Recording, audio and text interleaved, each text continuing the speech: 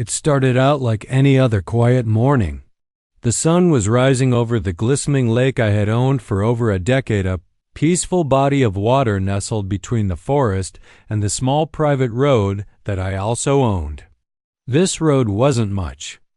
Just a narrow lane that ran past my property and served as the only access to a nearby upscale neighborhood governed by a notoriously entitled HOA. 4 years. We had an unspoken agreement. They could use the road as a right-of-way, and I didn't.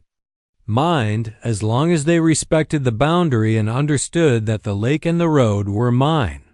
But all that changed one morning when I saw something strange while pulling out of my driveway. A 7-lane driveway. Shiny new iron gate was being installed right across the only access point of the road, my road. There were workers in reflective vests taking measurements and pouring cement. A small sign hung on one side that read, HOA property, authorized vehicles only. At first, I assumed it was a mistake, a wrong address maybe. But within the hour, a man in a polo shirt with the HOA logo walked up to my truck and handed me a packet of documents. Inside was a letter from the HOA board claiming that due to continued usage and implied easement, they were asserting joint control over the road. It further stated that, given the lake's historical relevance and potential recreational value, the HOA intended to begin discussions about integrating the lake into the neighborhood's list of shared amenities. I stared at the paper in disbelief. They were claiming my private lake, not asking to rent it, not offering to buy it, just taking it through bureaucratic language and entitled boldness. I immediately told the workers to stop, but they just shrugged and said they were following orders. I called the HOA president, listed on the letter, and he actually told me, "We just assumed you'd be willing to work with us on this. It's for the good of the community." I couldn't believe the arrogance. Not only had they blocked access to my own road, but now they were trying to take my lake under the banner of community improvement. That's when I realized this wasn't just ignorance, it was a full-blown land grab. And I wasn't about to let it happen. Over the next few days, things went from ridiculous to outright hostile. I thought the HOA would back down once I provided documentation showing that I owned both the road and the lake, but instead they doubled down. They started sending me official-looking letters claiming I was in violation of various HOA rules even though I wasn't part of their neighborhood or under their jurisdiction. One letter said I was obstructing community development. Another accused me of impeding access to a shared resource, referring to the lake as if it had always belonged to them. It was laughable and infuriating all at once, but it didn't stop at paper threats. Soon, fines started showing up in my mailbox. First $500, then $1,000, and eventually a threat of daily penalties if I didn't cease and desist my interference. The HOA claimed they had voted unanimously to classify the lake as a communal feature, even though it was entirely fenced off and listed under my name on the county records. It was clear that they believed if they shouted loud enough, they could rewrite reality. Then came the final straw. One Saturday morning, I noticed a group of families gathered at the edge of the lake. They had folding chairs, coolers, kids in swimsuits, and even a banner that said, HOA Summer Social.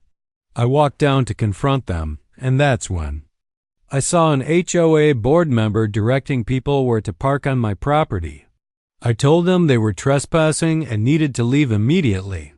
The board member had the nerve to laugh and say, "You're making this harder than it needs to be. You'll get used to the idea." Used to the idea? Of strangers invading my land and treating it like their weekend getaway?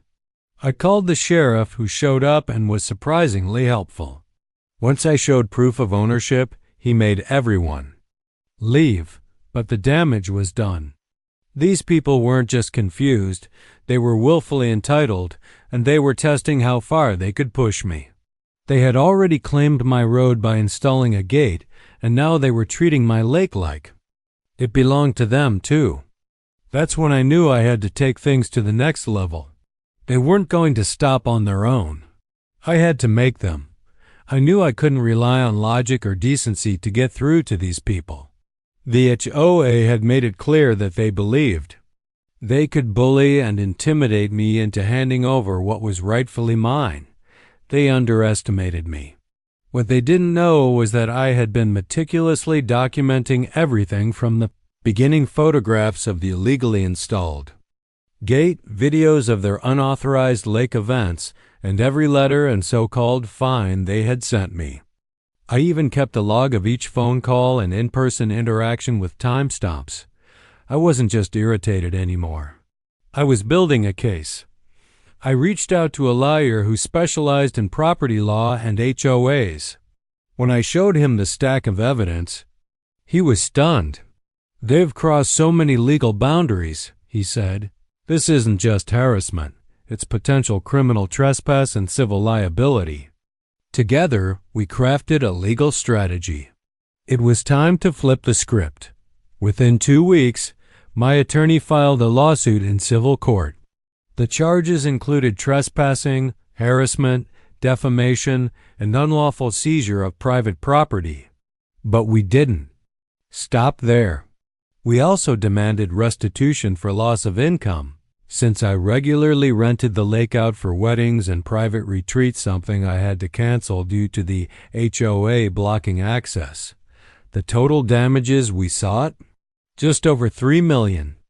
To make matters worse for them, we filed for an emergency injunction to have the illegally erected gate removed immediately. The court approved it. A local sheriff's deputy accompanied me to the site as contractors I hired cut through the gate and hauled it away. I installed a large steel sign where the gate had been, "Private property trespassers will be prosecuted." The reaction from the HOA was swift and panicked. Within days of being served the lawsuit, I started getting calls, not threats this time, but offers to settle quietly. They even tried to play nice, saying the whole thing had been a misunderstanding, but I wasn't backing down. They had harassed me, blocked access to my own property, and tried to steal what they had no right to. This wasn't about money anymore.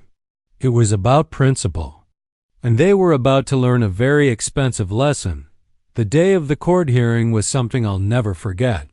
The courtroom was packed, mostly with HOA members and curious neighbors who had heard about the ongoing drama. The HOA arrived with their legal team, trying to look confident, but the moment my lawyer began presenting our evidence, their facade started to crumble. Every letter they had sent me, every fine they tried to impose, every photo of the unauthorized lake event, and the videos of the HOA board directing people onto my property, it was all laid out in front of the judge. The kicker was when we presented the county property records showing my undisputed ownership of both the lake and the road.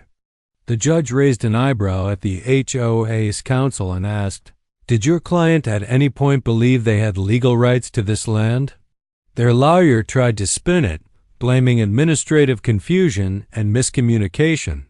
But it was clear to everyone in that courtroom. This wasn't a misunderstanding. It was a calculated attempt to bully a private citizen into surrendering what was his. When the final ruling came down, it felt like justice had finally been served. The judge ordered the HOA to pay $3 million in damages and legal fees. Several board members were held personally liable for their actions. They were also instructed to issue a formal apology in writing and to make a public statement, retracting all their previous claims to the road and lake. The silence in the courtroom was deafening. Some HOA members looked furious. Others looked embarrassed. A few quietly slipped out the back before the judge had even finished speaking. Back at home, I wasted no time reinforcing the property lines. I installed high-resolution security cameras, reinforced the road with new fencing, and even added an automatic gate, this time one I controlled with a biometric lock. The old wooden sign was replaced with a gleaming metal plaque that read, This private road and lake are not affiliated with any HOA. Violators will be prosecuted. Since then, not a single HOA member has tried to contact me. Their new board was voted in silently and carefully. It seems they finally understood where the line was. And for the first time in months, I sat on the dock, looked out across my peaceful lake, and enjoyed the quiet no banners, no screaming kids, no entitlement. Just peace. And a $3 million reminder that you don't mess with the wrong property owner.